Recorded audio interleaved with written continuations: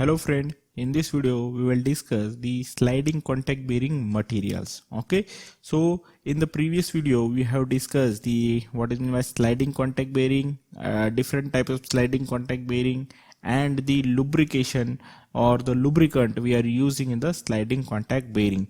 So in this video we will discuss the regarding the materials. Okay, so let's start the video. Okay, so generally for a sliding contact bearing we are using this type of materials, like the commonly used materials is the Babbit metal. Okay, so Babbit metal is most commonly used for the sliding contact bearing. Then the bronze is there, brass is there, cast iron is there, silver, also the carbon graphite bearings are there. Okay, self lubricated. Okay, and then soft rubber bearings are there in the rubber type, and the wood bearings are there, and the for the plastic material like it is nylon and the Teflon bearing is there in terms of plastic materials.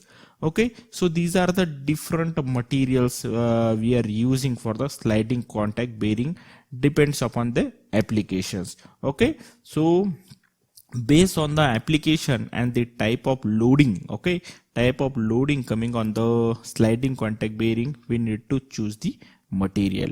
Okay, so here you can see the bearing material. Okay, here you can see the bearing material here, and then the fatigue strength and the compatibility, embeddability, anti-scoring, and the corrosion resistance and the thermal conductivity. So this is materials is given, and based on that the property is given. Okay, so for tin based Babbit,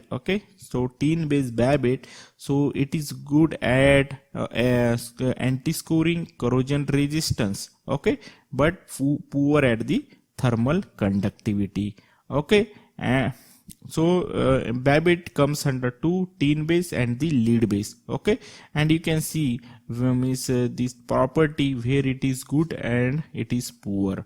Okay, so under the fatigue the Babbit is poor and poor. Okay, for lead bronze it is fair. Okay, so likewise you can refer this chart for the reference. Okay, so the bearing material should have the property so that it can work under the different load.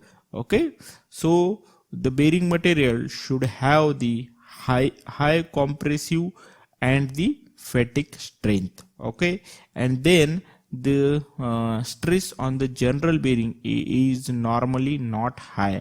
Okay, and the high thermal conductivity, so it should have the high thermal conductivity so that it does not heat rapidly. Okay, and coefficient of friction in contact with the steel should be low. Okay, and its wear rate should be low to have the long life. Okay, wear should be minimum, and it should be workable in the foundry.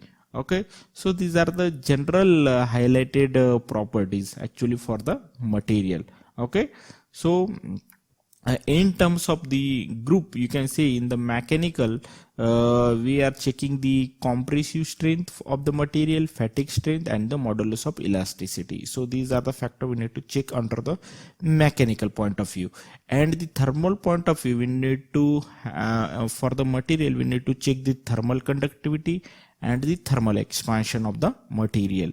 Okay, and for under the chemical category we need to check the rate of corrosion, okay, of that material we are using for the bearing. Okay, and in manufacture point of view, the material should have the machinability, castability, and the cost and availability. Okay, and environmental point of view, it should be we are checking the embeddability, resistance to pitting due to electric discharge resistance to thermal degradation.